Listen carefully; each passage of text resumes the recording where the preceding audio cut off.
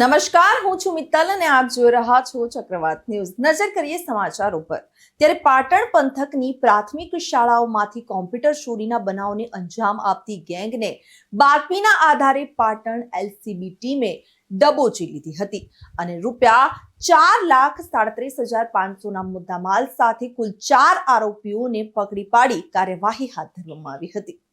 પાટણ જિલ્લા પોલીસ અધિક્ષકે પાટણ જિલ્લામાં મિલકત સંબંધિત ગુનાઓ બનતા અટકાવવા તથા શોધી કાઢવા માટે સૂચના આપી હતી, જે સૂચનાના આધારે પાટણ એલસીબી પીઆઈના સીધા માર્ગદર્શન હેઠળ એલસીબી પોલીસ સ્ટાફના માણસો પાટણ જિલ્લામાં તેમજ અન્ય જિલ્લામાં ઈસમો કે જેઓ મિલકત સંબંધિત ગુનાઓ આચરવાની ટેવવાળા હોય તેવા ઈસમો ઉપર હ્યુમન સોર્સ તેમજ ટેકનિકલ સર્વેલન્સ દ્વારા વોચ રાખવામાં આવી હતી।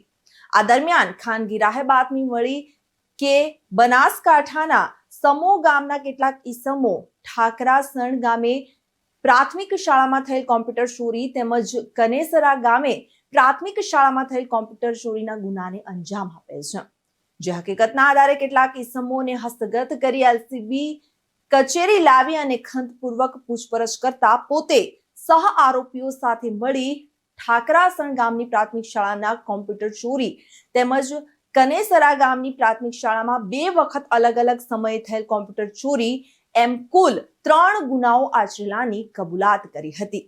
ત્યારે ચોરીમાં ગયેલ મુદ્દામાલ ₹4,37,500નો કબજે કરી પાટણ જિલ્લાના ચોરીના વણ શોધાયેલા 3 ગુના શોધી કાઢી આરોપીઓને બીએનએસ કલમ અનુસાર અટક કરી મુદ્દામાલ જપ્ત કરી આગળની કાર્યવાહી હાથ ધરવામાં આવી હતી।